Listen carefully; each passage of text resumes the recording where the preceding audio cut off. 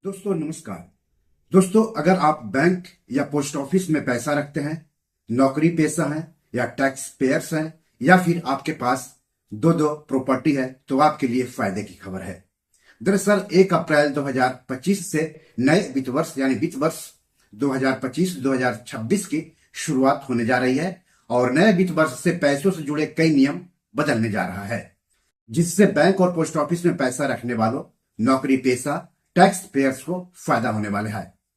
तो वैसे कौन कौन से नियम बदल रहे हैं जिससे बैंक और पोस्ट ऑफिस में पैसा रखने वालों, नौकरी पेशा और टैक्स पेयर्स को फायदा होगा, ये हम इस एपिसोड में आगे बताएंगे। लेकिन सबसे पहले आप सबसे गुजारिश है कि चैनल के लिए नए हैं तो तुरंत सब्सक्राइब कर लीजिए, वीडियो को ज्यादा से ज्यादा शेयर कीजिए ताकि ज्यादा से ज्यादा लोगों तक जानकारी पहुंचे।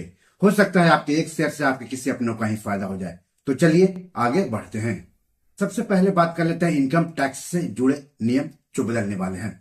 तो सेक्शन 87A के तहत टैक्स रिबेट, इनकम टैक्स की सेक्शन 87A के तहत टैक्स रिबेट 25,000 रुपए से बढ़कर 60,000 रुपए हो जाएगा। यह बढ़ी हुई रिबेट 12 लाख रुपए तक की टैक्स योग्य इनकम पर लागू होगी, जिसमें कैपिटल गेन्स से होने वाली आय शामिल नहीं होगी। इस रिबेट के कारण 12 लाख तक की इनकम को न्यू टैक्स रिजिम में टैक्स फ्री कर दिया जाएगा। नौकरी पेशा कर्मचारी के लिए यह लिमिट 12,75,000 तक बढ़ जाएगी, क्योंकि न्यू टैक्स रिजिम में 75,000 रुपए का स्टैंडर्ड डिडक्शन मिलेगा। हालांकि ओल्ड टैक्स रिजिम में टैक्स रिबेट पहले जैसा ही रहेगा। 1 अप्रैल से बदल जाएगी परिसंपत्ति की परिभाषा। 1 अप्रैल से कर्मचारियों को उनके नियोक्ता यानी एम्प्लॉयर से जो सुविधाएं और बेनिफिट्स मिलते हैं उन्हें अब परिसंपत्ति के रूप में नहीं गिना जाएगा। यहाँ परिसंपत्ति से मतलब एक कंपनी कर्मचारी को कुछ विशेष लाभ देती है, जैसे कि गाड़ी, फ्री रहने की व्यवस्था या मेडिकल खर्च, तो उसे परिसंपत्ति कहा जाता है। इसके अलावा अगर नियोक्ता कर्मचारी या उसके परिवार के सदस्य के मेडिकल इलाज के लिए विदेश यात्रा पर खर्च करता है तो उसे भी परिसंपत्ति नहीं माना जाएगा।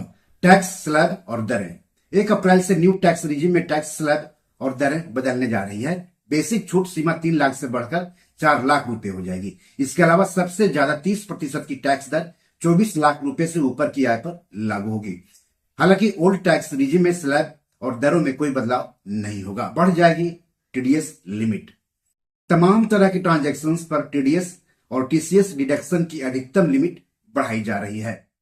इसके तहत 60 साल या कम उम्र वालों के लिए bank deposits, post office FD, SCSS, POMIS जैसे स्कीम्स पर मिलने वाले ब्याज पर टीडीएस की सीमा 40,000 रुपए से बढ़कर 50,000 रुपए और सीनियर सिटीजन्स के लिए यह सीमा 50,000 रुपए प्रति वर्ष से बढ़ाकर 1 लाख रुपए कर दी गई है।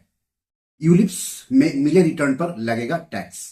अगर आप यूलिप्स यानी यूनिट लिंक्ड इंश्योरेंस प्लान में निवेश कर रहे हैं तो आपको इसके लिए टैक्स से जुड़े नए नियमों के बारे में जरूर जान लेना चाहिए। बजट 2025 के अनुसार अगर यूलिप्स से मिलने वाली राशि 2.5 लाख से अधिक है तो उसे कैपिटल गेन माना जाएगा और इनकम टैक्स की धारा 112A के तहत उस पर टैक्स लगेगा। एनपीएस बात्सल्य पर मिलेगी टैक्स छूट।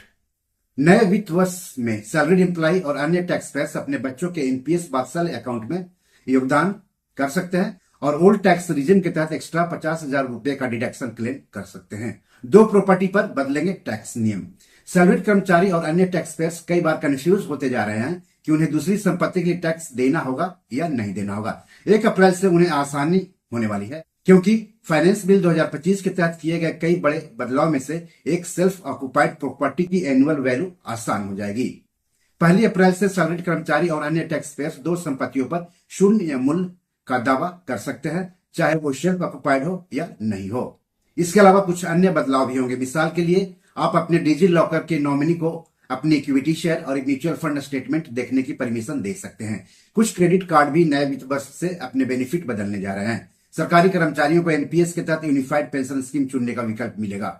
एकीकृत पेंशन योजना को केंद्र सरकार ने गत वर्ष अगस्त में मंजूरी दी थी और इसका क्रियान्वयन 1 अप्रैल से किया जाएगा। इसके तहत न्यूनतम 25 साल की सेवा के बाद सेवानिवृत्त होने वाले लोगों को सेवानिवृत्ति के पहले के 12 महीनों के औसत बेसिक वेतन के आधे के बराबर पेंशन दी जाएगी। पेंशन फंड नियामक एवं विकास प्राधिकार यानी पीएफआरडीए राष्ट्रीय पेंशन योजना के सदस्यों के लिए एकीकृत पेंशन योजना के क्रियान्वयन पर काम कर रहा है। इसमें नए शामिल होने वाले और सेवानिवृत्त होने वाले कर्मचारी शामिल हैं। जिन लोगों के जीवन साथी जीवित नहीं है वे भी इसका पात्र होंगे।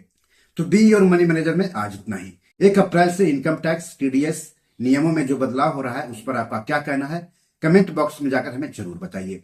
एपिसोड कैसा लगा इसके बारे में भी लिखिएगा। इस एपिसोड या पैसे जुड़े कोई सवाल हो तो जरूर पूछिएगा। आगे किस टॉपिक पर वीडियो चाहते हैं हमें बताएंगे तो अच्छा रहेगा। धन्यवाद, नमस्कार।